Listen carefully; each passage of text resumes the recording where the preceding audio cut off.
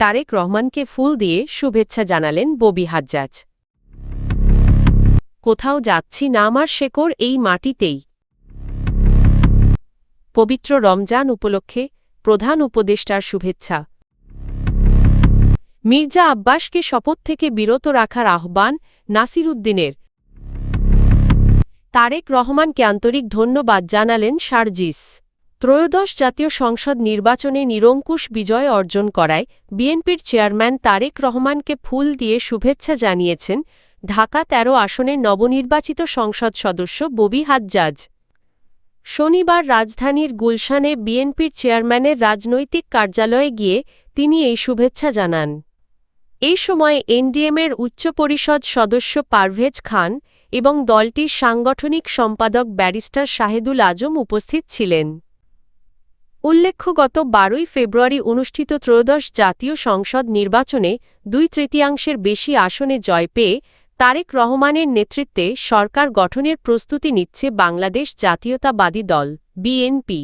ত্রয়োদশ জাতীয় সংসদ নির্বাচনে ঢাকা-৯ আসনে পরাজয় মেনে নিয়ে গঠনমূলক রাজনৈতিক ভূমিকা পালনের অঙ্গীকার করেছেন স্বতন্ত্র প্রার্থী তাসনিম জারা। নির্বাচন শেষে নিজের ভেরিফাইড সামাজিক যোগাযোগ মাধ্যমে দেওয়া এক স্ট্যাটাসে তিনি বলেন তিনি রাজনীতি থেকে সরে যাচ্ছেন না এবং দেশের মানুষের পাশেই থাকবেন। কোথাও যাচ্ছি না, আমার শেকড় এই মাটিতেই, এমন মন্তব্যে তিনি ভবিষ্যত রাজনৈতিক সক্রিয়তার ইঙ্গিত দেন। ঢাকা-৯ আসনে ফুটবল প্রতীক নিয়ে প্রতিদ্বন্দ্বিতা করে তাসনিম জারা পেয়েছেন ৪৪,৬৮৪ ভোট।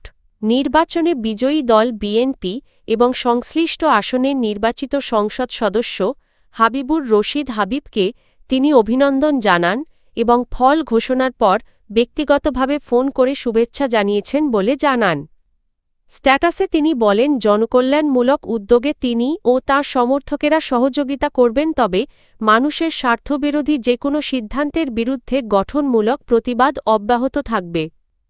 নারীদের অংশগ্রহণকে এবারের নির্বাচনের একটি বড় অর্জন হিসেবে উল্লেখ করে তাসনিম জারা বলেন, সিদ্ধান্ত গ্রহণের প্রক্রিয়ায় নারীদের উপস্থিতি রাজনীতির গুণগত মান বাড়ায়। তরুণীদের উদ্দেশ্যে তিনি বলেন, রাজনীতি ও ক্ষমতার কেন্দ্রে নারীদের অংশগ্রহণের অধিকার রয়েছে। ভলান্টিয়ারদের অবদানের প্রশংসা করে তিনি বলেন, পরিচ্ছন্ন রাজনীতির মূল শক্তি তারাই।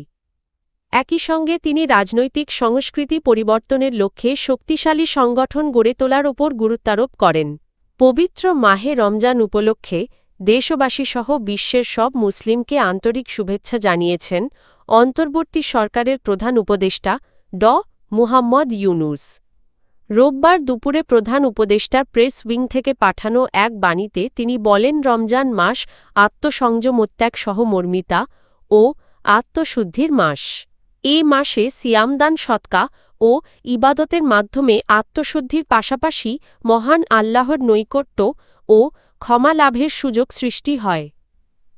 ইউনূস আরও বলেন, রমজান ব্যক্তি ও জাতির জীবনে অন্যায়, দুর্নীতি ও অবিচার পরিহার করে ন্যায় ও কল্যাণভিত্তিক সমাজ গঠনের অনুপ্রেরণা দেয়। একই সঙ্গে এই মাস সত্যনিষ্ঠান্যায় পরায়ণতা, সততা ও মানবিক মূল্যবোধ চর্চার শিক্ষা দেয় এবং দরিদ্র ও বঞ্চিত মানুষের প্রতি দায়িত্ববোধ জাগ্রত করে।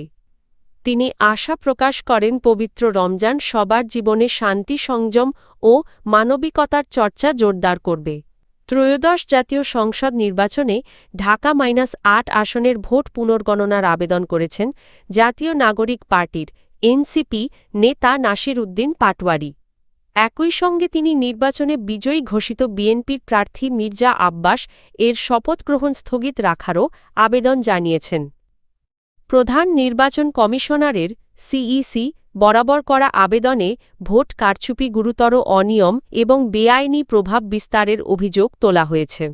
নাসির উদ্দিন পাটোয়ারির পক্ষে এনসিপি নেতা কাজী ফখরুল ইসলাম নির্বাচন কমিশনে আবেদনটি জমা দেন।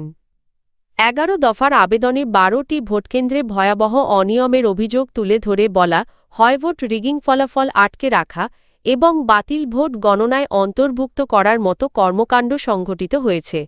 আবেদনে আরও দাবি করা হয়, সব অনিয়মে প্রার্থী ছাড়াও দলীয় নেতা, কর্মী, এজেন্ট এবং সংশ্লিষ্ট নির্বাচন কর্মকর্তাদের ভূমিকা ছিল। নাসিরুদ্দিন পাটোয়ারি বলেন এসব কারচুপি ও অনিয়মের কারণে তাকে বিজয়ী ঘোষণা না করে ধানের শীষ প্রতীকের প্রার্থীকে জয়ী করা হয়েছে। তিনি নির্বাচন কমিশনের কাছে আইন ও বিধি অনুযায়ী প্রয়োজনীয় ব্যবস্থা গ্রহণের দাবি জানান। উল্লেখ্য ঢাকা -৮ আসনে বিএনপির প্রার্থী মির্জা আব্বাস পেয়েছেন ৫৯,৩৬৬ ভোট। নাসিরুদ্দিন পাটোয়ারি পেয়েছেন ৫৪,১২৭ ভোট। পোস্টাল ভোটে মির্জা আব্বাস পেয়েছেন ২,৮১৪ ভোট এবং নাসিরুদ্দিন পাটোয়ারি পেয়েছেন ২,৫৫৫ ভোট। বাংলাদেশ জামায়াতে ইসলামীর আমির ডা. শফিকুর রহমান এবং জাতীয় নাগরিক পার্টির এনসিপি আহ্বায়ক নাহিদ ইসলামের বাসায় সৌজন্য সাক্ষাতে যাওয়ার সিদ্ধান্ত নেওয়ায় বিএনপির চেয়ারম্যান তারেক রহমানকে আন্তরিক ধন্যবাদ জানিয়েছেন এনসিপির উত্তরাঞ্চলের মুখ্য সংগঠক সার্জিস আলম। রোববার নিজের ভেরিফাইড ফেসবুক পেজে দেওয়া এক পোস্টে সার্জিস আলম এই উদ্যোগকে বাংলাদেশের রাজনীতিতে পারস্পরিক শ্রদ্ধাবোধ ও সম্প্রীতির নতুন ধারা হিসেবে অভিহিত করেন। তিনি বলেন, ত্রয়োদশ জাতীয় সংসদ নির্বাচনে নিরঙ্কুশ বিজয়ের পর তারেক রহমানের এই পদক্ষেপ দেশের গণতান্ত্রিক উত্তরণে ইতিবাচক ভূমিকা রাখবে। দীর্ঘদিনের প্রতিহিংসাপূর্ণ রাজনৈতিক সংস্কৃতি থেকে বেরিয়ে এসে দল ও নেতৃত্বের মধ্যে পারস্পরিক শ্রদ্ধা ও সমঝোতার রাজনীতি এখন সময়ের দাবি বলেও উল্লেখ করেন তিনি। উল্লেখ্য, আজ সন্ধ্যায় ডা.